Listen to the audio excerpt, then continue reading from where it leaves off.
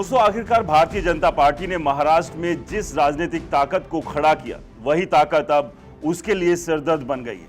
दोस्तों, मैं एकनाथ शिंदे की बात कर रहा हूं, जिनकी पूरी राजनीति भाजपा की रणनीति से खड़ी हुई अब उसी भाजपा पर शर्त थोपने की स्थिति में आ चुके हैं।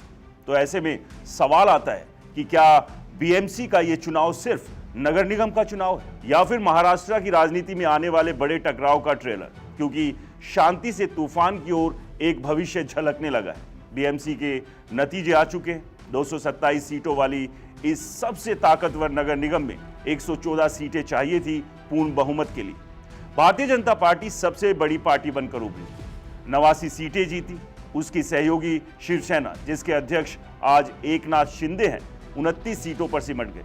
तस्वीर साफ है, दोनों को मिलाकर 118 सीटें होती है, मतलब बहुमत मौजूद है। मेयर का चुनाव आसान होना चाहिए, लेकिन राजनीति में जब सब कुछ आसान लगता है तभी असली मुश्किलें जन्म लेती है।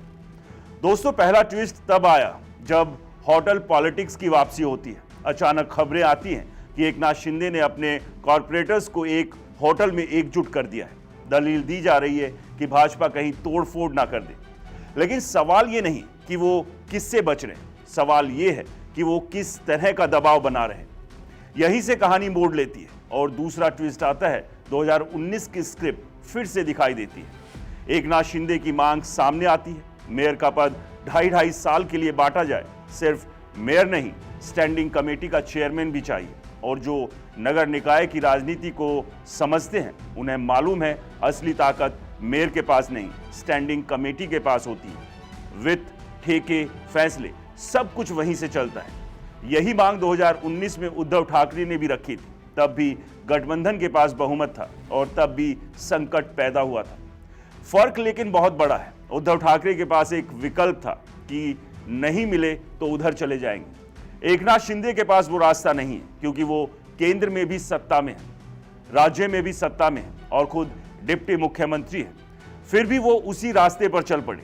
लेकिन एक बात सोचने वाली है कि ये ताकत आई कहां से। ये बात भूलना आसान नहीं, लेकिन सच यही है, एकनाथ शिंदे का राजनीतिक कद उनकी मेहनत से नहीं, भाजपा की रणनीति से बड़ा हुआ। भाजपा ने उद्धव ठाकरे की शिवसेना छीनी और शिंदे को सौंप दी। रातों रात शिंदे उद्धव से बड़े नेता बन गए। लेकिन जो व्यक्ति अपने राजनीतिक गुरुओं को छोड़ सकता है, उससे वफादारी की उम्मीद कितनी सुरक्षित हो सकती है, यह सोचने वाली बात है। और फिर आंकड़े जो आईना दिखाते हैं कि बीएमसी में उद्धव ठाकरे की पार्टी को 65 सीटें मिली, एकनाथ शिंदे की पार्टी 29 पर रुक गई।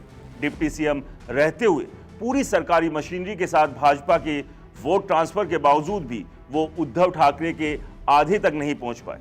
और इसके बावजूद वो सबसे बड़ी पार्टी के सबसे बड़े पद की मांग कर रहे हैं। 89 सीटों वाली पार्टी मेयर ना बनाए और 29 सीटों वाली पार्टी मेयर बनाए।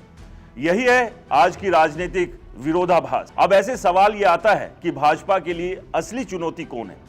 आज भाजपा के लिए खतरा ना उद्धव ठाकरे है, ना शरद पवार, ना राज ठाकरे। असल परेशानी उसके सामने अपने बने हुए नेता से है। जब तक एकनाथ शिंदे उद्धव ठाकरे को कमजोर करने का औजार थे, तब तक उनकी उपयोगिता थी।